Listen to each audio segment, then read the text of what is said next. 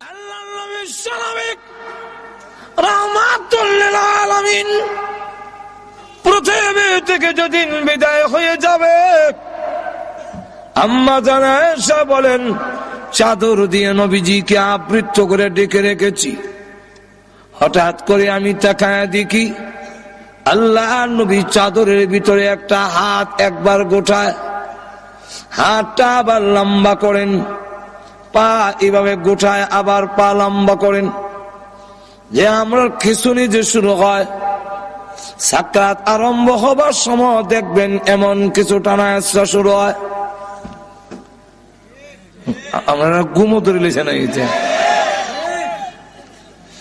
আম্মা জানা এসে বলেন, আমি আপনি বিশ্ব নবীর শরীর মোবারক থেকে চাদরটা একটু উঠালাম, কেন এমন শুরু করে দিয়েছেন?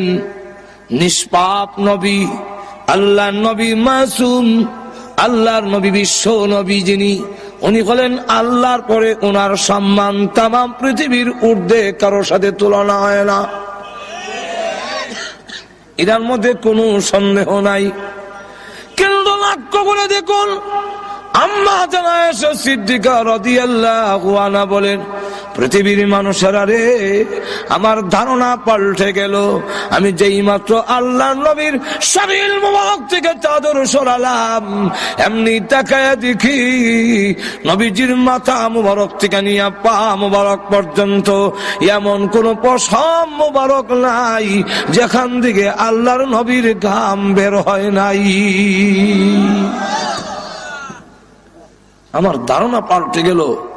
নবীর যদি রহ, তাহলে আল্লাহ যে বলছেন কুল্লু নাফসিন যায়িকাতুল মাউত, এই আয়াত 100% ঠিক।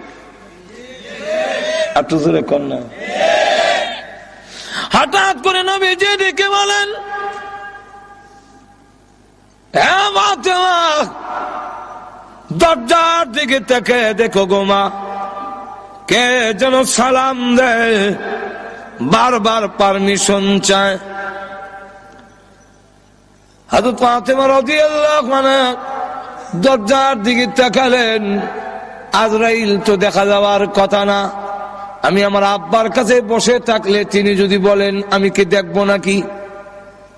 আজরাইল দেখা যায় না, কিন্তু আল্লাহ রাব্বুল আলামিন বলে দিলেন, হ্যাঁ, আজরাইল প্রকাশিত হয়ে যাও আমার ফাতেমার সামনে, আর না হয় আমার নবীর কথাটা মিথ্যা হয়ে যাবে।